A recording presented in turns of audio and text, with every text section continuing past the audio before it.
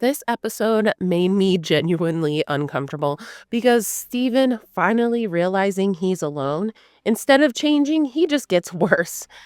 And once you see it, you can't unsee it. Hey, besties, welcome back to Rehash and Rewind, where we rehash and rewind into our favorite TV chaos.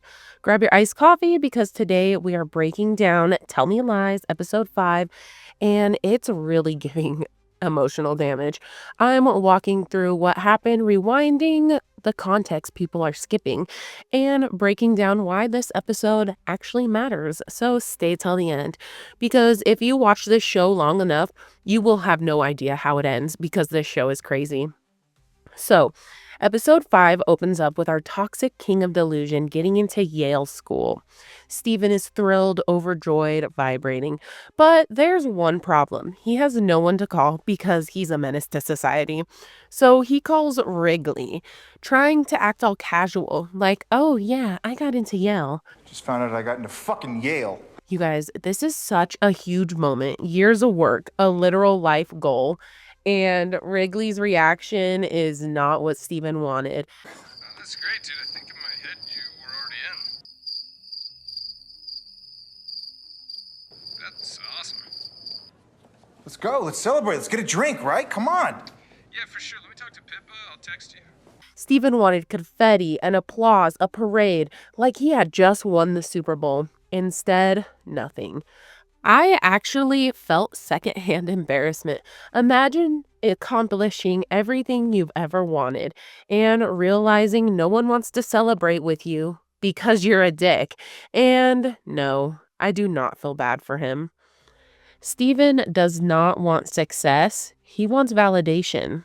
Steven goes to the library and sees this random girl. He pulls out the folder real slow so everyone can see the Yell folder. Like, sir, can you say desperate?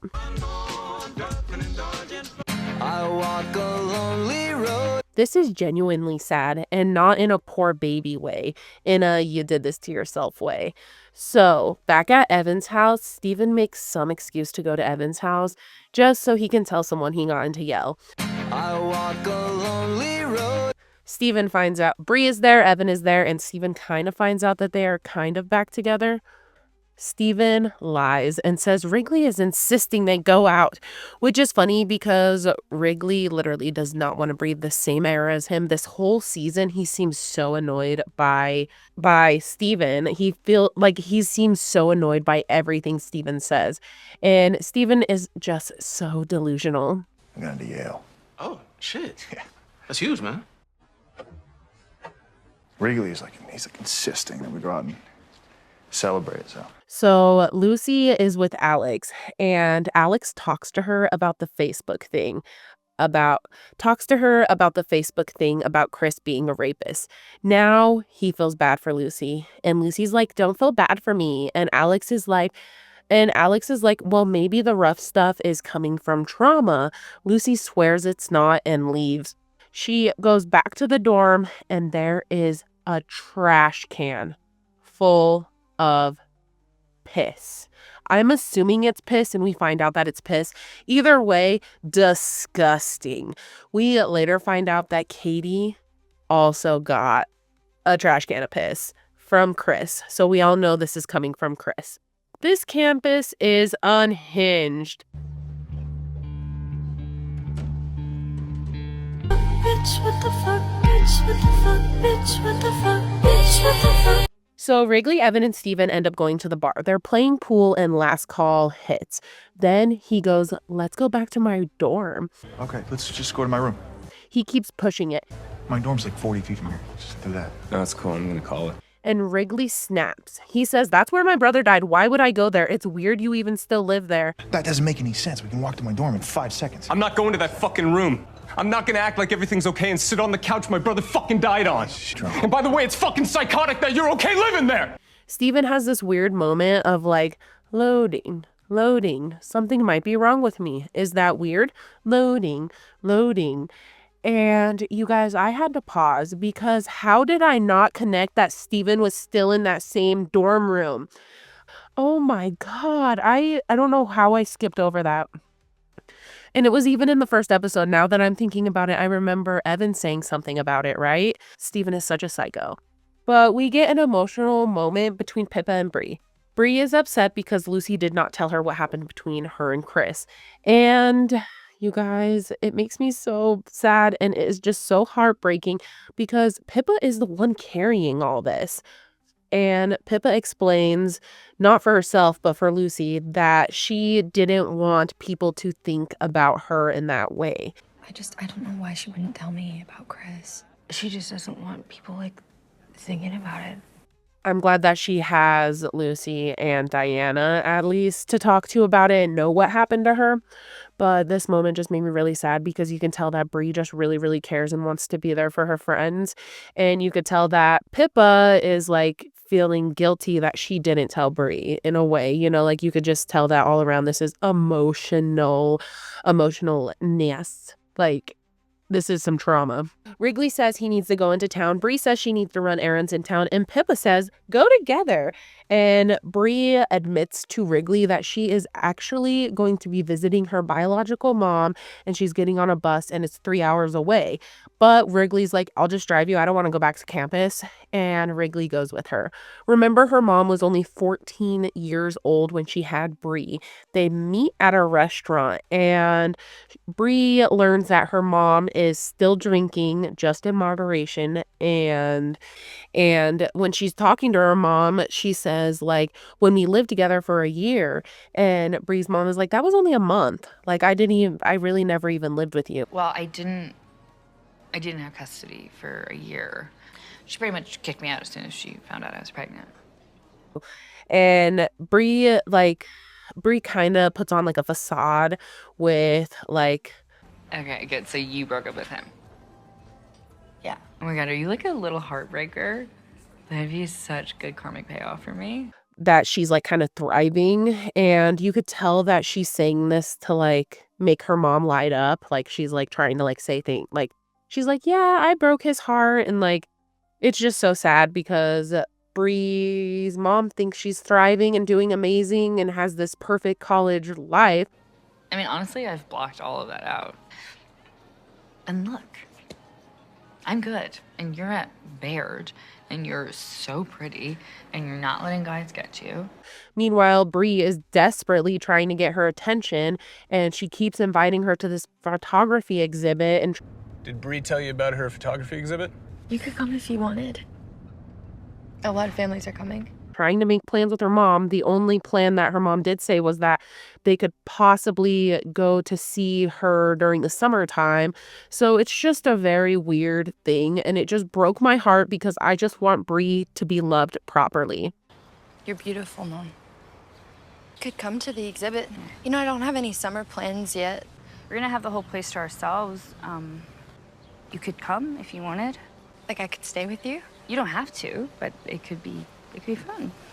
So you guys, back at campus, we have this pool party time, and this pool party time is off the freaking, like, balls to the wall. Like, I can't handle it. What, you're like fucking suddenly? What?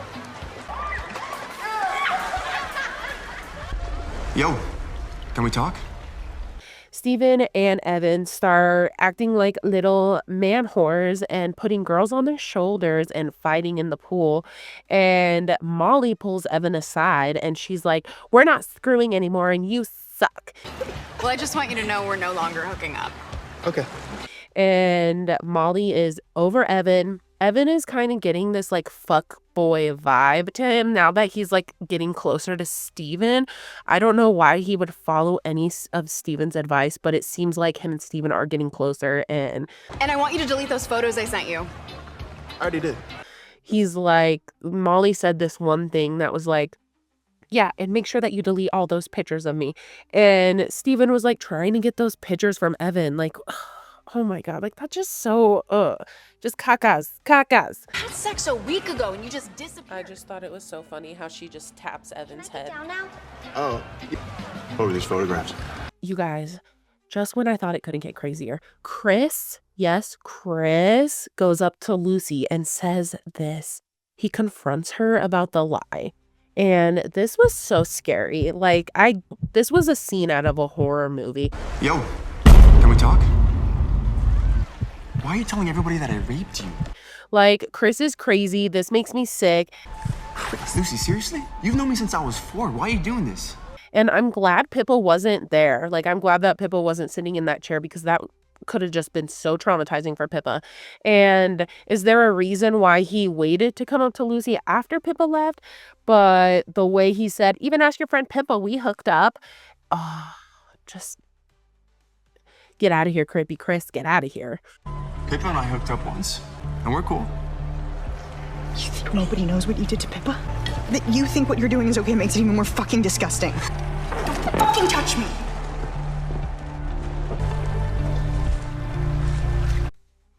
And you guys, Diana and Pip are almost got caught making out in the bathroom by Molly. Yes. They are still sneaking around. You guys, the timing of this is criminal. The show is wild. So, you guys, Bree and Wrigley start to bond. Bree tells Wrigley she can't swim, and somehow they find a pool and he teaches her. It's intimate, soft, gentle. I'm actually swimming. You're doing it.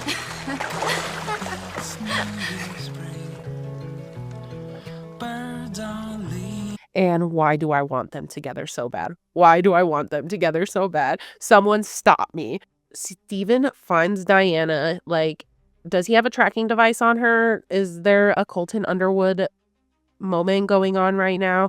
He finds her at the library and he smugly tells her, I got into Yale. I hated his face instantly.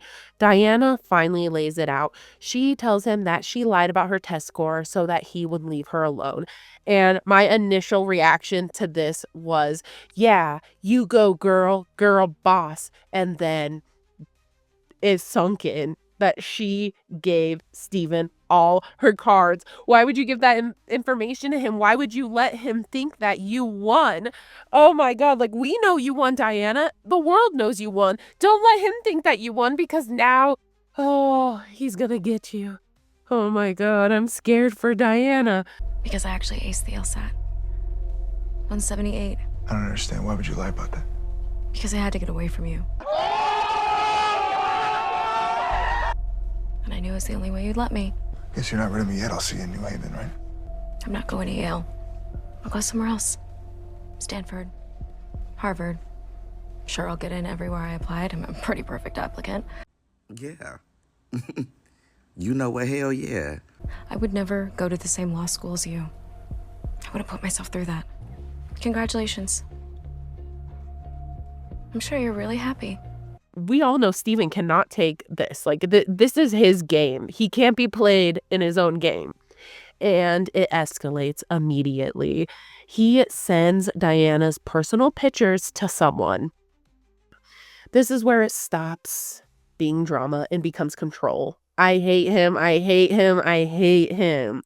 Back on campus, Lucy isn't satisfied with Alex's calm, healthy intimacy. So what does she do? She masturbates to Steven's voicemail calling her a see you next Tuesday. Yes, you guys, this show's sick. My jaw's on the floor, but also I cannot fucking wait for next episode. On the chaos scale from 1 to 10, this episode has to be a 9. It wasn't just messy. It was manipulation, emotional damage, and so much escalation. You guys, if this was episode 5 behavior, I fear for my peace these next couple episodes. From intimate moment in the pool to Diana showing Steven all her cards, this week's TV rehash has been a roller coaster of delulu and denial. What moment had you screaming? Drop it in the comments. I'm replying to my faves. And don't go far, besties. The next breakdown is already loading. We are rehashing the tretas and tell me lies right now on my channel. So subscribe so you don't miss those. Bye. Rehash and rewind, we'll spill the tea. Reality stars and what's on TV. Gossip and scandal, it's quite a thrill. Sit back, relax, you know the drill.